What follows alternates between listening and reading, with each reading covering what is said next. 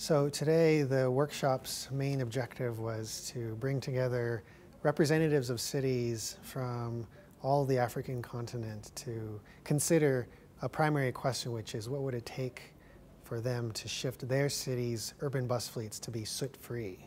And by soot-free, I mean a bus that does not emit any form of black carbon that is a key source of climate change and has very significant near-term impacts, both for global warming but also for public health. And so out of this workshop, what we really want to get cities to consider is what are those next steps that they can take. First, to form a political commitment or some kind of public statement and actually translate that statement into action. So by changing your procurement practices, for example, so that your buses that you're buying now are soot-free buses.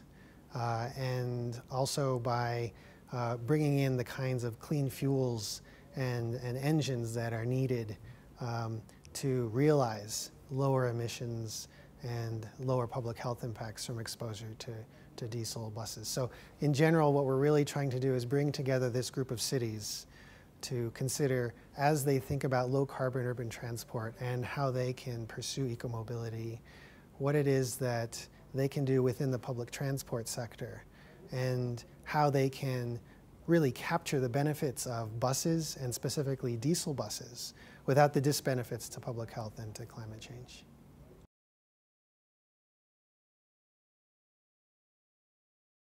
The one key message I would give to local leaders would be make a shift to soot-free urban bus fleets, because this is something that is real, that is already being pursued by cities around the world, that utilizes cost-effective technology, fuels that are already readily available on the global market, and that can capture a really rapid benefit that is possible through these kinds of shifts. And we're only here talking about the newest buses that are being purchased. So if one can take one simple decision, it would be start to buy soot-free buses.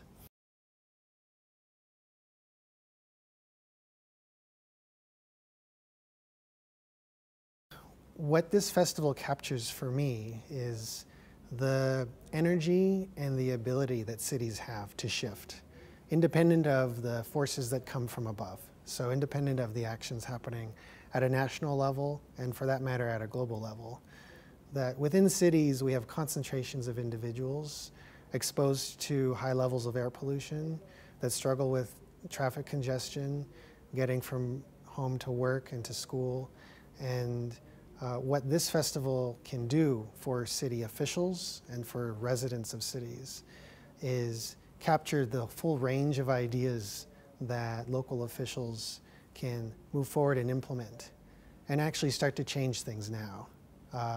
And from the air pollution and vehicle side, what we're here to represent, the ICCT with its partners UNEP and the CCAC, is how city officials can deploy soot-free urban bus fleets as they consider eco-mobility as a strategy to lower carbon emissions and improve quality of life.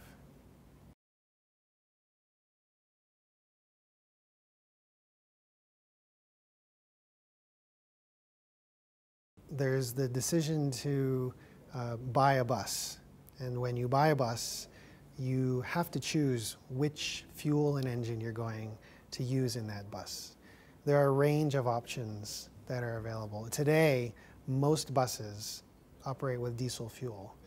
It doesn't have to be that way, but it's also not a terrible option. Most of the people and goods that are moved around the world are moved by diesel engines, and I don't think that's going to change anytime soon.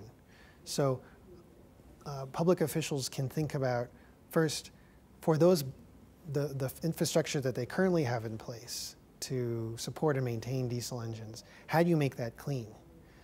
And that involves changing the fuel so it has very low sulfur levels, no more than 10 parts per million, and also just changing the kinds of engines that you buy that meet Euro 6 emission levels, ideally. But there are other options too, like electric drive engines, like natural gas engines, even some forms of biofuels, but preferably those biofuels that are sustainably produced and that don't have negative life cycle impacts. So we actually have a range of options when we think about buses, and it's a conscious choice that one has to make. And I think what we're trying to call attention to is that whether or not one is realizing they're making a choice, they are, when they choose a diesel engine. And if that diesel engine is chosen, what we're saying is choose the soot-free diesel engine, because that's going to provide the most benefit to public health and to the environment.